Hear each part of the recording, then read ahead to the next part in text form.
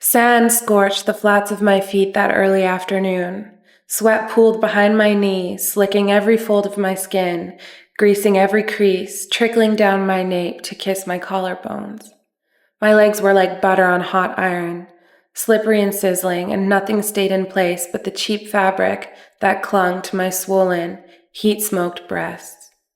My flesh browned as I lay, chrome tannery, amber pyramids of Egypt. The tops of my shoulders burned tight and tender until I became sun-flushed leather. My fevered body baked in the beige minerals that I rest atop of, and my poor face, a mask of streaking foundation melting off slowly like burning sap and soy wax. My concealer slid off of my throbbing cheeks in patches too, and all of my artifice turned liquid gold. It ran down my forehead to the sides of my face, dripped into my ears, and sound became fuzzy. The sun beat down, merciless, and pressed on me like a weight. My limbs dragged, exhausted, hardly hauling the rest of my body to where the ocean meet the damp clay, over and over and over again. I waded into sea and bathed. I blinked against the white of the sun, and as I shut my eyes, I peered into the red glow beneath my eyelids. There was a warm relief. Warm waves lifted me, and the sea was gentle. We did not roughhouse, we played. It lifted the scent that leaked from my pores, the scent of a feral musk like sweet rot, and licked the glistening, glossy brine from my meaty vessel with its ripe, salted tongue, and washed me clean in its bottomless mouth. I let my hair free. Water slipped down a curling strand, dropped into my eye, and the tear stretched itself across my eyeball like a thin blanket and stung painfully. I closed them again and let the feeling dissipate. I didn't mind. The sting was proof I was noticing my aliveness. Hello and welcome back to my letter archive. I'm so excited to be doing this video today because sensuality is a major theme in my life, and it has taken me a very long time to capture my thoughts and observations and my feelings around what it is to live a sensuous life or to be a sensual person. I've tried my best for now, and one of my friends always says, done is better than perfect, and I completely agree. Sensuality is an all-encompassing, physical, emotional, intimate experience. It is the art of turning perception into pleasure, of letting presence transform something normal or ordinary into something exquisite.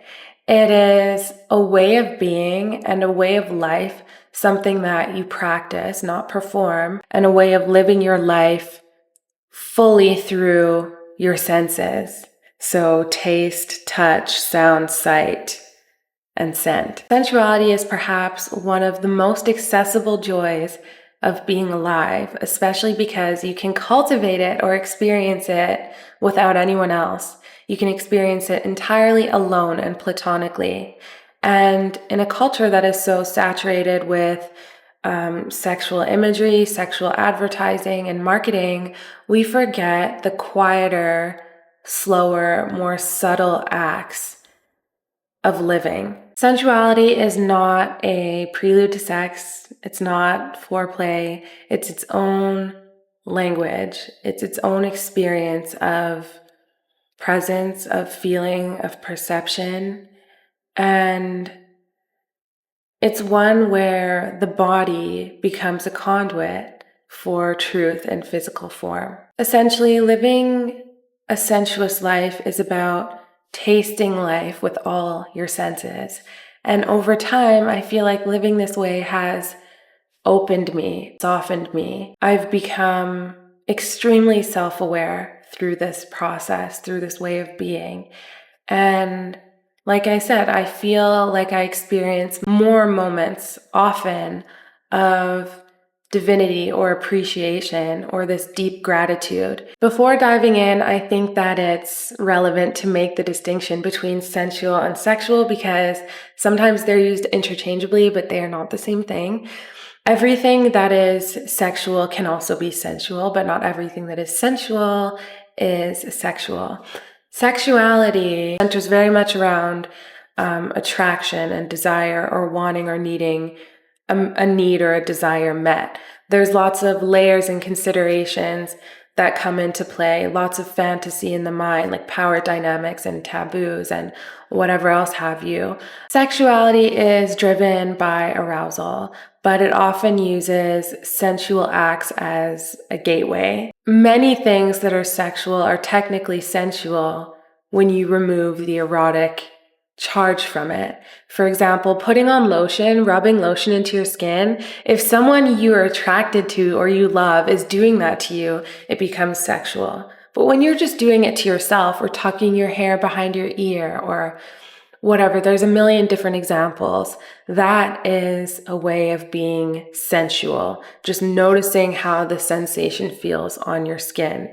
But as soon as there is a desire or an attraction, that's when it becomes sexual, okay? Typically with sensuality, you are not playing up these dramatic scenes in your mind about all of these sensual acts that you are going to perform, because typically they are mundane and subtle and quiet, and they're experienced kind of as you go on with your day. Sensuality is sensory-based embodiment, which means the tangible or visible form of an idea, a quality, or a feeling. So with that, you do not need to chase the highs and lows or the thrills or the rush of desire, sexual desire or attraction all the time, because you can fall in love with how incredible it feels to experience life and taste life on your own, in your own solitude, and to fall in love with your own capacity to feel all by yourself. I think sensuality exists in a few different contexts, and I want to share them with you. First and most fundamental, I think, is presence. There is nothing more sensual than a person who is fully present. The present time is unrepeatable and often unforgettable, because moments spent in the present never happen again. You can only arrive at a present moment again and again and again. But when you are fully present in a moment or with a person or engrossed in a task, you then open yourself up to this state, I find at least, of pure contentment and opportunities for revelation. I feel like I'm transmuting physical and emotional states. Things become clearer, emotions become clearer, emotions are felt deeper, and I feel this kind of clarity about certain things that I normally wouldn't if I weren't present. Like when I'm fully present, I do experience these sort of divine revelations or ideas or concepts that kind of piece themselves together in my mind effortlessly. Whereas when I'm kind of in a rush or I'm going on about my day without really thinking, kind of on autopilot, I miss those opportunities to kind of connect deeper with myself and to connect to something greater. I think that presence is the foundation of living a sensuous life, because you can only really experience fully your life if you are paying attention. And paying attention means to be fully present and kind of locked into a moment or a task or a person. I have a really terrible memory for specific conversations and words unless there's a kind of emotional substance, because I find that my memory, I don't know if it's always been like this or it's developed like this now because I've kind of been training myself to be more sensual, but I remember feelings and emotions and tension more than I remember words or pictures or whatever else it is. My body is extremely good at remembering things through my senses, and I think that's just like so cool. I think that's so cool. When I tried magic mushrooms for the first time, I tried them at a festival just outside of London. The whole experience was very sensual, and magic mushrooms do alter your consciousness. They distort your reality. The point I want to make is that I feel that since practicing being more sensual, I can tap into and achieve these states of heightened sensory awareness and bodily sensation without taking plant medicine or psychedelics. And that's that kind of divine feeling that I'm talking about. When I was tripping, I was eating blueberries, and like the colors and the textures, it was so real. I don't have another word. It was just so physical. It was so physical. I was walking through a field. The clouds were thick. The sun was setting. The grass was so green, and there's like a breeze, and I felt angelic. And that is not an uncommon experience for me nowadays. Like, that is a feeling I feel often. I was sitting in another moment at a bonfire with a few individuals. We just sat on logs around a fire, and it was already very late night. I don't know, maybe like 10 p.m. or so. And a few of them were reading spoken word poetry, and just like the sound of their voice and the words they were speaking as the fire was kind of crackling, and the scent of it, and like the color, everything was just so alive. That is no longer a rare experience for me, because on any given day, at any moment, if I choose to be in the present moment, I can notice these things that are often missed. And with that, I think to leverage your opportunities for being able to ride these natural highs more often, and to create more opportunities for yourself to feel divine and to feel very sensual and in your body, I think it comes down to the art of noticing. This is indeed part of the recipe for becoming more sensual.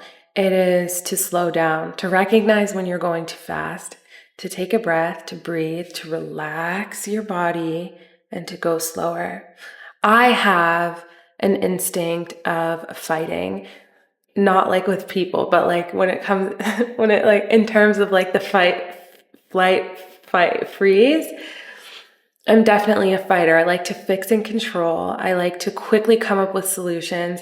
And I think that by being that way sometimes, instead of being slow and letting solutions come to me, I think I miss solutions that are possibly subtly presenting themselves. One of my yoga teachers always says towards the end of practice, relax your eyes, relax your eyebrows. There's lots of tension stored in between the eyebrows. Relax your face, relax your lips, relax your mouth, relax your body. Let your eyes sink deeper into their sockets, and let your muscles melt off of the bone. And every time she says it, I'm just like, yes, that is so good. It's such a good reminder of just sinking into a feeling, of releasing yourself, of surrendering your body physically, and just resting, just being still, just being in the moment, noticing how good it feels when you relax your forehead and your face sinks, like it physically sinks. Like, that is very sensual. Relaxation is very sensual. And to be able to relax, you have to go slow. To be able to notice the beauty of life passing you by, you have to go slow and be able to relax. So it's just a perfect, beautiful reminder, a very sensual reminder from my yoga teacher. Another really great trick that I learned in grade 3 or 4 from my social worker, from the school social worker, you've probably heard this before, I'm not sure, but it's a self-soothing trick to help with anxiety or distress. So you take your palm and you hold it in your lap or wherever, and you kind of touch your finger with your other hand, and each finger represents a sense. You ask yourself, what's one thing that I can see right now? And then you like look around and you point out one thing or a few things that you see. What's one thing that I taste right now? Which chances are it's just the taste of your mouth, or like, I don't know, try to describe that taste. Like maybe you chewed gum, or maybe you just ate something. Maybe you have garlic breath. I don't know. What's one thing that you can hear? One, two, or three things that you can hear. So that forces you to be quiet. Right now I hear construction. I hear the busy street.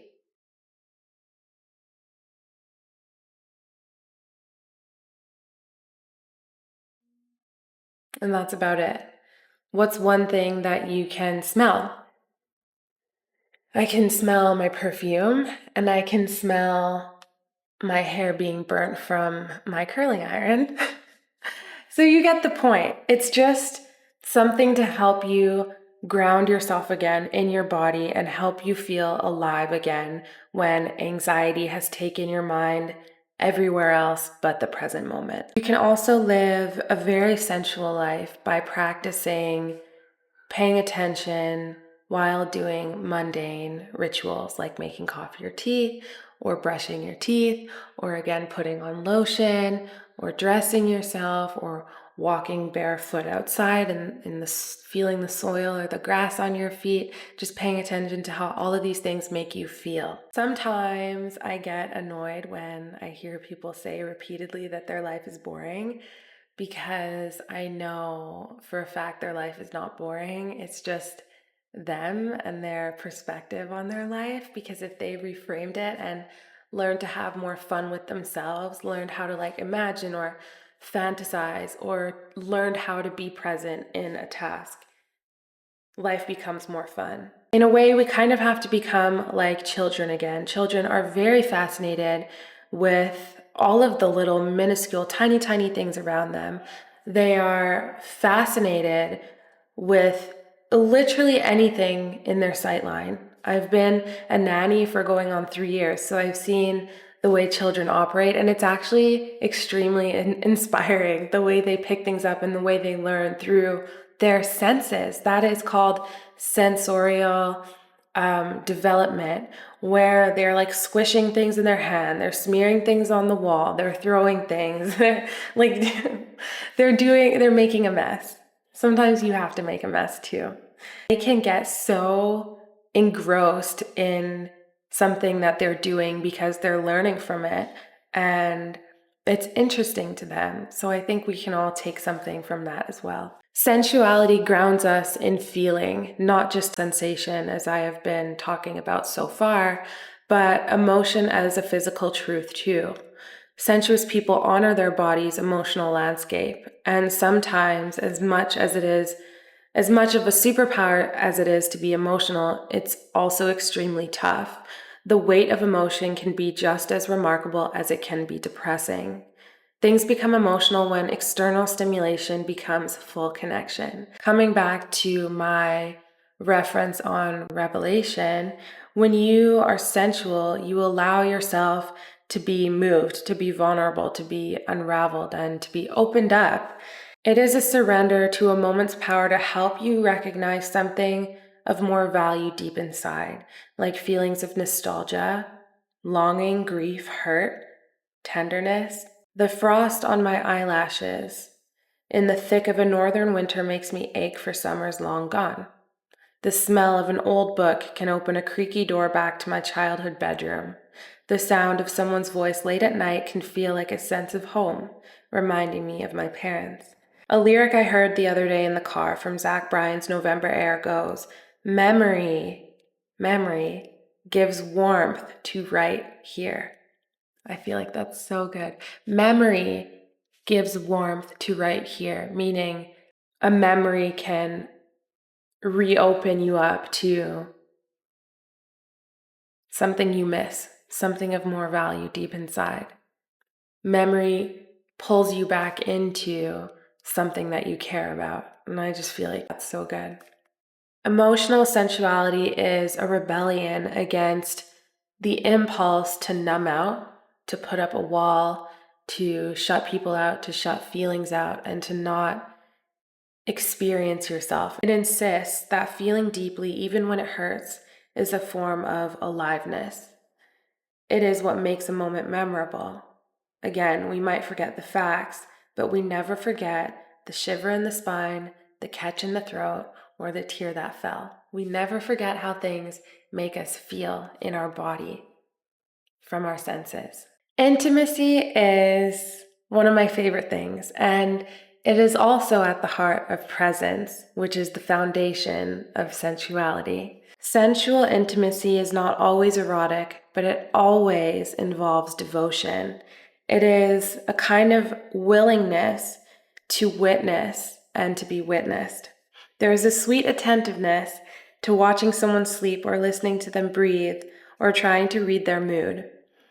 When sensuality enters the realm of intimacy, erotica and sexuality, it expands beyond solitary noticing. It becomes an offering. In the context of sexuality, sensuality is the bridge that slows us down and makes the kiss last forever. It's what draws out the moment that a t-shirt is lifted overhead, or when loving fingertips graze your rib cage, and it feels like poetry instead of mere routine. It reminds us that sex is not just friction, but feeling, it's attention, surrender, curiosity, and sensuality keeps sex alive. It refuses to rush our body's subtle conversations, like the wanting to linger on the scent of a lover's hair, the rawness of your skin against their skin. It's how we taste each other, truly taste, not just with our lips and our mouths and our tongues, but with every nerve ending awake. And that is a gift. That is the gift of sensuality in the context of sexuality, at least to me. It's a slow, beautiful gift. And I think that it should be more sacred than it is in today's day and age. I love this one too. We find sensuality in setting too. So a lit candle or a dim room or a jazz bar, or my favorite, a good old speakeasy where the lights are low and the wallpaper is a dark burgundy or a dark red, and you've got like this nice espresso martini or extra dirty martini that you're sipping on. There's a reason why we love great cinema. I mean, cinematic scenes of movies are exceptionally well done film. Sensuality lives in atmosphere in the way we stage a moment for a feeling to arrive. So good, so good. Atmosphere is the invisible architecture for sensual experience. We can build it ourselves or invite it in. We can dim lights, open windows, arrange fresh flowers. We can listen to the hum of conversation in a low-lit space. And cultivating atmosphere and living sensually through atmosphere, designing your home, designing your space in a sensual way is not frivolous. It's about deeming any respective moment worthy of beauty, texture, temperature, and sound. Atmosphere is the stage on which our memories play out. That's so true. That's so true. Like, just think, there's a reason and there's a purpose for everything. There's a reason and a purpose for design. And that's one reason why I love design. And I want to talk about that in another video, because I think design is extremely important to the way that we live our lives. And I think that designing a life you love is like just the way and the truth. I want to leave you with one more memory from Costa Rica, and it represents to me the way sensuality through the body's sensations can bind a moment to the mind forever. Electric fish dart like brushstrokes of neon paint through their teal turquoise metropolis. The thud of my heartbeat was so loud it became sound with the hum of the ocean. My ribs were a hollow cathedral, an echo chamber for the hymns of my anxiety, song swallowed by the massive silence of the depths of the ocean that I would never reach. My mask was pressed hard against my nose. I could feel my eyelashes fluttering against my plastic goggles. I dipped my face under the surface and breathed. I tried to calm my racing thoughts while noticing flickering signs of life moving gracefully all around me. Beautiful angelfish, milkfish, and flowering coral spread in knotted pinks and orange fans, clinging to ancient rock, opening and closing with the sway of the current. Meters below me, a sea turtle paddled its way along, the first I'd ever seen. I came face to face with a lone fish, eyes round and glassy like marbles protruding from its tiny face, studying my strange intruder's body. We hovered there, two curious creatures full of wonder and awe. Its lips were puckered so close to mine we could have kissed. A bubble slipped from my parting lips, and the fearful fish glided off. I pulled my head up, but the fascination with the world below yanked me back down. I dipped under again, searching. My eyes combed the underworld. I floated to my left and to my right until I spotted him. He was fluid, one with the water, elegant, effortless. Gilly floated below, his hair a thick, brown halo of wavy seaweed. We were two halves of a reflection, mirrored bodies in the blur of the blue, me above and him 2 feet below. Gilly floated up closer to me, and we were perfectly parallel as he lifted his hands to show me something. A tiny jellyfish, fragile, like a trembling pastel ghost, vibrated in a bubble cupped in his palms. He guided it slowly and carefully toward my face. It pulsed once, twice, then slipped free. The moment broke, the jellyfish was gone, and so was Gilly, but the memory was already stinging. Moments later, the world opened its silver gates, and a quiet civilization revealed itself. Hundreds of barracudas, glinting like blades, a living barricade dancing in perfect unison. A flicker of fear pulsed through me, but the ocean pressed it out as quickly as it came. And I was drunk off of this blue-green garden on the raw generosity of the sea, too curious to be afraid, but too spellbound to swim back up. I could hear Gilly's muffled voice from above me and sensed worry. He was counting distance, calling the 4 of us back, keep close. When I surfaced, the boat was gone, and I understood his panic. The ocean had eaten it, tucked it behind some distant wave. The current picked up, thick waves, warm and hungry, folding around us, tossing my limbs as though they were weightless, as though my body was being kneaded by the invisible hands of God. I was spinning in slow circles through the warm drag with my chin to the sky, curling hair fanning out like seagrass, like gillies. Fear brushed my ribs once more and slid away. My fingertips brushed the slipstream of fish fleeing my orbit, and I felt embraced by divinity. Gilly's squinting eyes traced me. The sun was so bright, cutting ribbons of light through the surface. Waves slammed against our shoulders, and I loved the thrill of the unease in the air. His intensity dropped just a moment, and suddenly he was far away again. I could see his smile beneath his sunlight-painted face, and he shouted over the waves, "You look like a mermaid." I simply smiled and turned away. I continued spinning in my circles, creating what would be infant ripples in the enormous mother sea. I could not believe the flesh I wore could hold me in this vast open mouth of endless blue. I felt my pulse drumming in my throat this time. For a breath, for a heartbeat, I thought, let it take me. Let it spin me further out. Let me stay weightless. Let my fear drown, but let me stay like this, part of everything that moves in mystery beneath. Sensuous living is here for us when we don't remember words, because the body remembers feelings. In fact, that is my philosophy for life. I want people to remember how I feel most, and I want to remember how they felt to me. I want to remember how things felt to me, because that's what is impactful. Life is an accumulation of moments felt deeply, and sensuality is how you make sure you don't miss them. It's how you stay awake to your one wild and trembling body. Sensuality is how we honor the moment, our body, and everything else in our lives. That was a long one, and still I feel like I haven't said everything that I want to, but I'm going to leave this here and let you reflect on what sensuality means to you, and let you remember sensual moments with people or with a lover in respect to intimacy, or while you were on vacation, while you were in the ocean, while you were snorkeling and scuba diving.